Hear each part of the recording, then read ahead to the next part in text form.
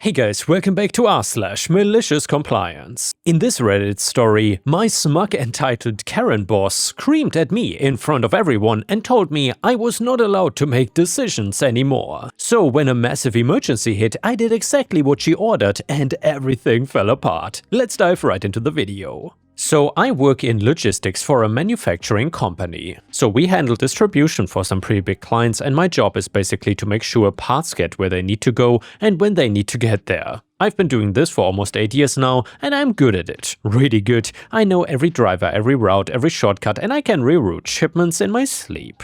The company has always trusted me to make judgment calls because in logistics things change fast and you cannot always wait around for someone to sign off on every little decision. Everything was running smoothly until corporate decided we needed a new operations manager. They brought in this woman from outside the company, someone with a fancy business degree, but apparently zero actual experience in logistics. From day one she made it clear she thought everyone who had been there longer than her was basically incompetent and only she knew how things should really work. I will call her the manager because honestly that's all she ever wanted to be called. She insisted everyone address her as manager, never by her first name. Red flag number one, but whatever, I've dealt with worse. Her first week, she sat in our morning briefing where I was explaining to the team how I had rerouted 3 trucks the previous day to avoid a major highway closure that would have delayed deliveries by 6 hours. The clients were happy, the drivers were happy, everything worked out perfectly. When I finished, she just stared at me with this look like I'd personally insulted her family.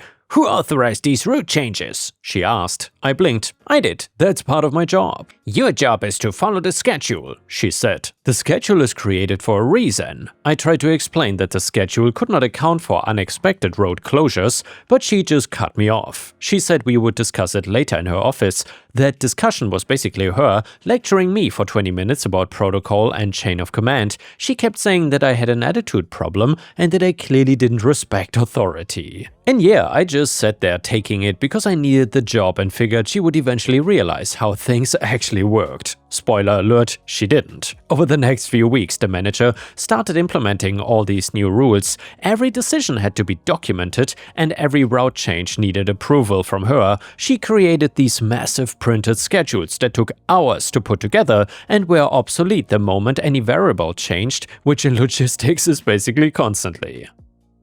The other dispatchers and I tried to work with her system, but it was slowing everything down. Deliveries that used to take 2 days were now taking 4. Clients were starting to complain, but the manager didn't care about client complaints. She cared about her system just being followed. Whenever someone brought up an issue, she would say that the clients just needed to understand that proper protocol takes time. She actually said that in a meeting once. I watched our sales team's faces go wide.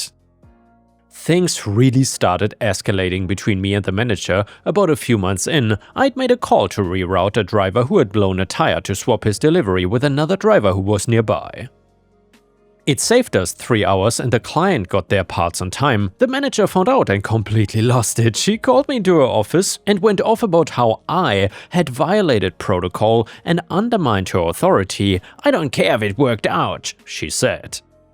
"You don't make those decisions without my approval." "You were in a meeting," I pointed out. "The driver needed an answer right then and there." "Then the driver waits until I'm available." "For 3 hours while he sits on the side of the road?" She leaned forward with this nasty smile. "Yes, because that's what following the rules means. Something you apparently never learned." I left that meeting pretty shaken. The older guy who had been a dispatcher longer than I'd been alive pulled me aside afterwards and told me to just keep my head down.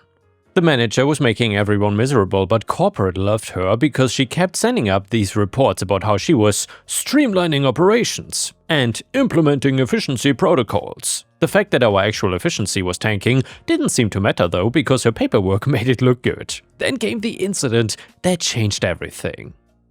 It was a Tuesday morning and I was at my desk going through the day's schedule when the manager came storming out of her office. She was already red in the face, which meant she had worked herself up about something before even leaving her office. She beelined straight for me while I was in the middle of talking to one of our drivers on the phone. I held up a finger in a one-moment gesture, which apparently was the wrong move because she reached over and hung up my phone. Just press the button and cut off the call. We need to talk about your attitude problem, she announced, loudly. Everyone in the office went quiet. I took a breath. I'm happy to talk in your office. No, I think we will talk right here, since you clearly don't care about professional boundaries anyway. And then she just went off on me, in front of the entire dispatch team, the warehouse guys who had come in for their assignments, even a couple of truck drivers who were dropping off paperwork.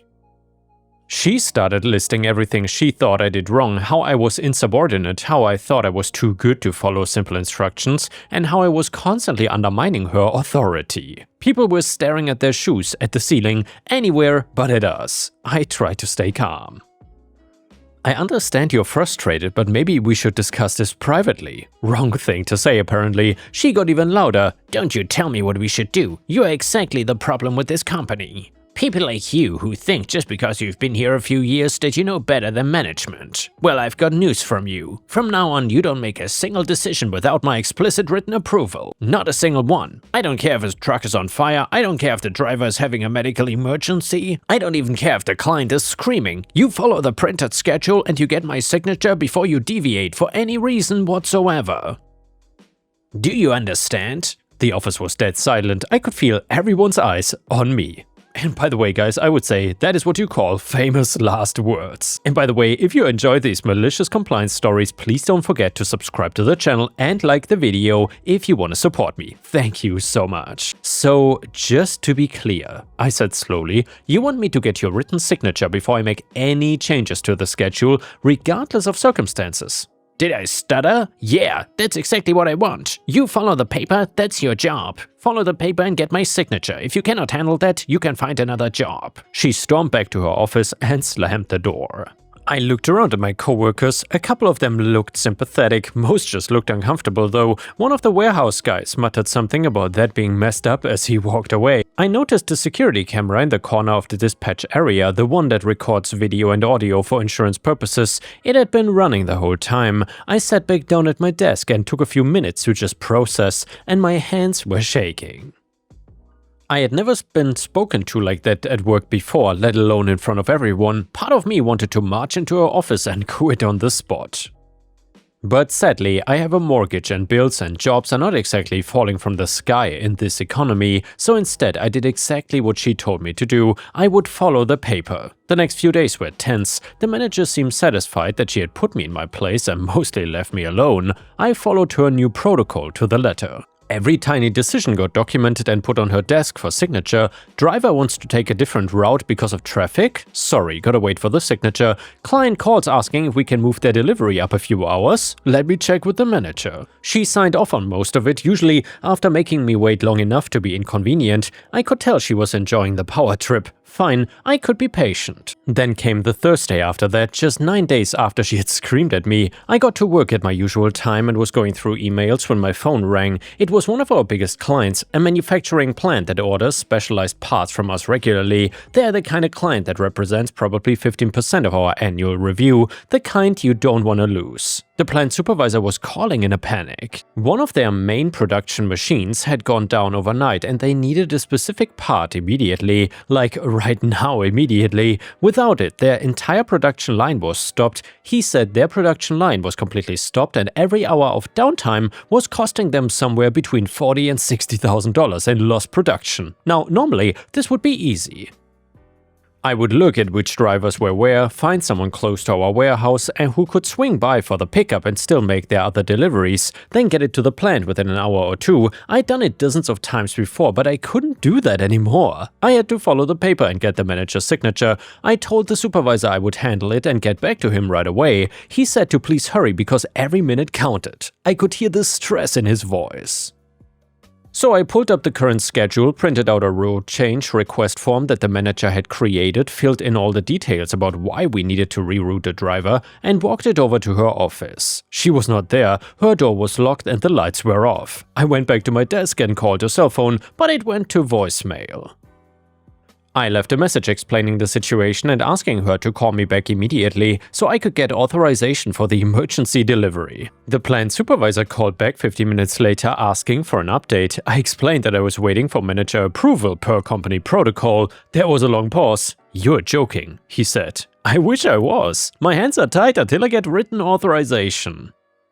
"This is gonna cost us hundreds of thousands of dollars, can't you just send the truck?" "I'm not authorized to make that decision anymore." He said something I won't repeat and then hung up. An hour went by. I tried the manager's phone 3 more times, nothing. I checked her calendar and saw that she had blocked out client relations lunch off-site from 11 to 2:30. The plant supervisor called again. His voice had moved past panic into something colder. He asked if I understood that their losses were now past 200,000 and climbing even further. I said I understood completely and was doing everything I could within the parameters I'd been given. He said he was gonna call our CEO directly and hung up. I sat at my desk staring at the route change form. The part was sitting in our warehouse. We had a driver who could be there in 90 minutes. All it needed was a signature on a piece of paper. But I've been given explicit instructions: follow the paper, get the signature, no exceptions, even if the truck is on fire. So I waited. Around 1:30, my desk phone rang. It was someone from our executive office saying a higher-up wanted to speak with me. I'd never actually spoken to him directly before. When he got on the line, he asked me very calmly why a truck with a critical part for our biggest client was still sitting in our warehouse. I explained the situation, I told him about the new protocol the manager had implemented, and I told him I'd been trying to reach her for over 2 hours.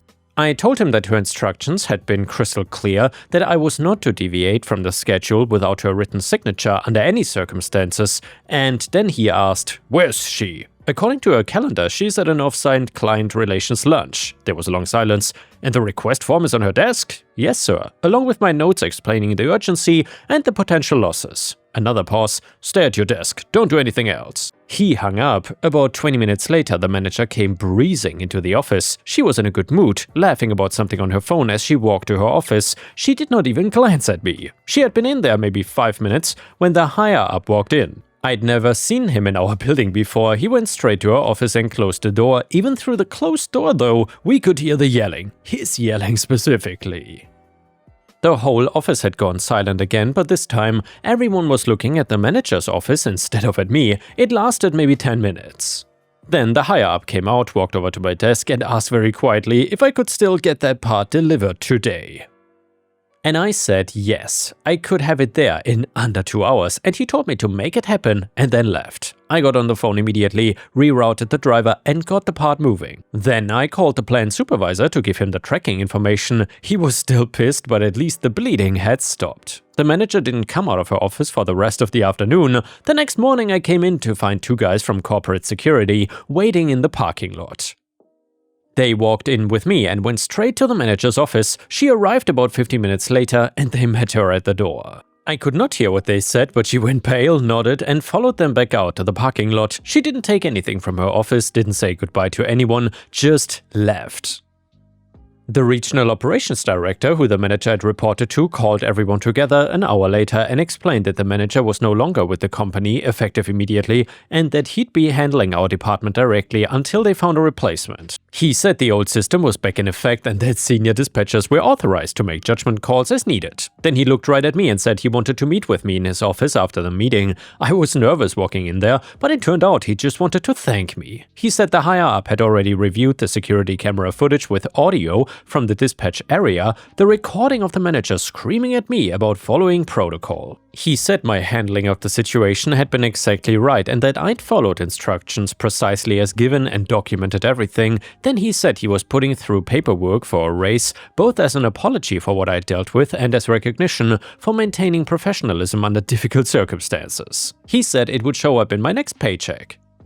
The best part came a few days later when I heard through some gossip what had actually happened. So apparently when the higher-up confronted the Karen manager about the situation, she had doubled down. She insisted she had been right to implement strict protocols and that I was the problem for not being flexible enough to handle things myself. She actually said that I should have known to ignore her instructions and in emergency. The higher-up apparently asked if she remembered that we have security cameras with audio recordings in the dispatch area, and she said yes. He asked if she would like to revise her statement about what instructions she had given me, but she stuck to her story, said I'd misunderstood or was exaggerating, so he pulled up the footage on his phone right there in her office, the whole thing, her screaming at me in front of everyone, telling me I didn't care if the truck was on fire, I had to follow the paper and get her signature, no exceptions. According to what I heard, she tried to say that obviously she didn't mean it that literally, and I should have used common sense. The higher-up asked how he was supposed to trust her judgment going forward if she gave instructions she didn't mean and expected employees to read her mind about when to ignore direct orders. She did not have a good answer for that one. They escorted her out that day, and her credentials were revoked before she even left the building. Her remote access to the company network was disabled and all her active projects were reassigned. It was the fastest termination I'd ever seen. The story spread through the whole company within days. Other departments started sharing their own horror stories about the manager. The plant supervisor called me directly the next week to say thanks and that he had told our sales team to make sure I got credit for saving the relationship.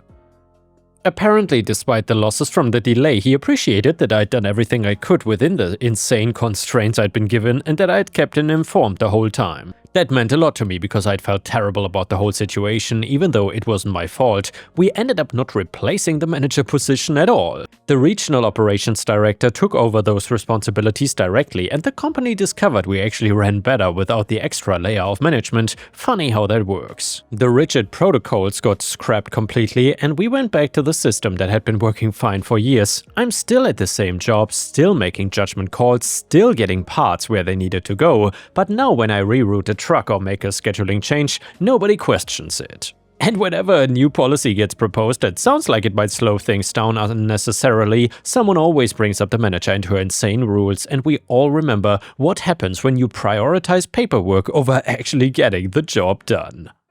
And don't turn off the video just yet, the next one is a fantastic malicious compliance story, which is titled "Order Me to Buy Your Kids Expensive Gifts for Christmas?" Okay then. So my brothers and sisters basically ordered me and my wife to buy their kids, our nieces and nephews, expensive gifts for Christmas because according to them, we were well off. We are not greedy, we are just financially responsible, but since they asked for it and it's already on the budget, we decided to be vindictive this year. So for the most amazing Christmas, our nieces and nephews will each get 5 tubs of Play-Doh, which sticks to everything, 5 kilograms of multicolored kinetic sand, which gets everywhere, 5 tubs of gooey slime, see all above, 5 packs of easy-fill water balloons, age-appropriate Nerf gun, and safety glass. This should be a fun Christmas. Update number 1. Well, this blew up. Oh man, I should have asked first before I ordered this stuff. You guys have such diabolical ideas. I think this could be the start of a new Christmas tradition, depending if my siblings remain naughty or nice. For those suggesting 2 Legos,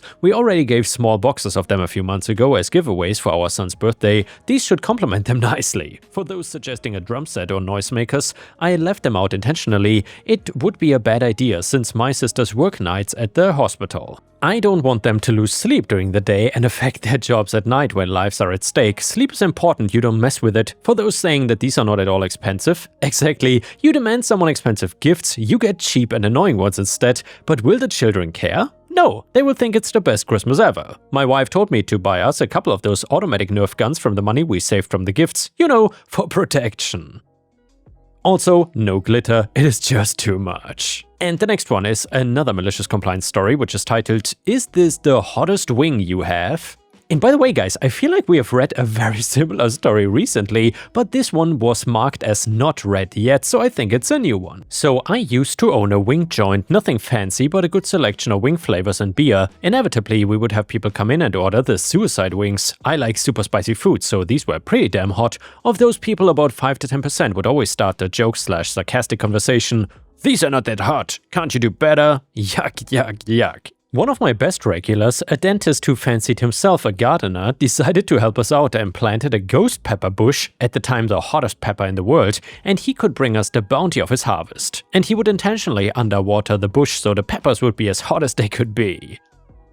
When he would bring us the peppers, I would grind them, seeds and all, into a nice paste, which I would combine with our suicide sauce and keep to the side for when our spicy wing connoisseurs would show up and complain about the sauce not being hot enough. I would only serve them one death head wing, seemed a fitting name. I would make them wear gloves to eat it to prevent capsaicin burns on their skin. I would specifically tell them about the heat they were about to get into, trying to dissuade them from eating this culinary monstrosity. By the time we got through all of this, every single person always now viewed this as an insult to their manhood. Never had a woman complain about heat, but would sometimes actually ask if there was another level they could try, and could not be stopped from eating this wing. So they did. The fun thing about capsaicin oil is it can often take a few seconds to kick in.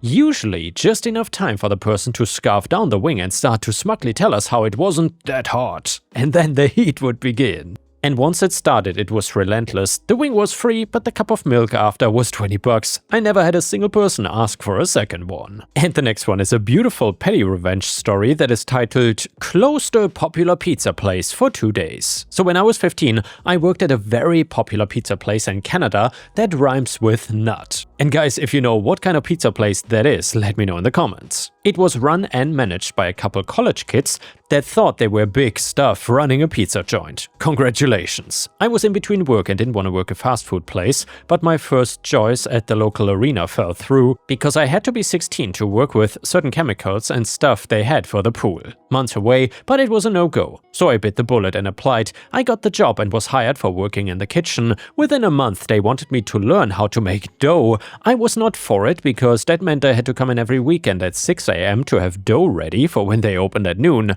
I said, fine, I would learn, but I don't want to do it every weekend. I mean, I was a kid. I enjoyed my weekend time and was much happier working weeknights. They assured me I would only have to work one weekend dough shift a month. I said, okay, great, and they got my partner in crime that we will call Scott to agree to the same thing. We both learned and nailed it, and within 2 weeks of learning, we were back-to-back weekend shifts. I worked every Saturday, Scott every Sunday going forward. I went to my boss, told her, and she laughed, said too bad. They all thought it was hilarious, the group of them, all servers in their 20s, we were the joke of the pizza joint. They knew we needed the jobs and wouldn't quit, but then I went home one Saturday, and my parents said the arena had called and wanted me to come in for another interview. I went and was told I'd be offered the job in 2 weeks, the day after my birthday. I asked if they needed anyone else and they said yes, and I told them about my friend Scott and how he worked. He said to hand in his resume and he would get it set up. Time for the petty revenge. The next Saturday I went into work and sat around and did absolutely nothing. I drank chocolate milk and hung out in the booths of the restaurant, twirling my thumbs. They showed up for open and I was standing there, apron and name tag in hand. I quit, I said. My boss laughed and said whatever, we were gonna fire you anyways. Then commented that if it were her, she wouldn't have showed up at all and screwed her over not making any dough. Idiot. I laughed and said, nah, I hang out all morning and made no dough, so you still need to pay me for my shift. Later, the look on her face was gold. She ended up having to close the store for the day because they had no dough made, and then to top it all off, Scott repeated my quitting method the following day. We worked together at the arena for the rest of high school and told that story fondly. And yeah guys, thank you so much for watching. Please don't forget to check out my endless playlist on the left, and I will see you again tomorrow.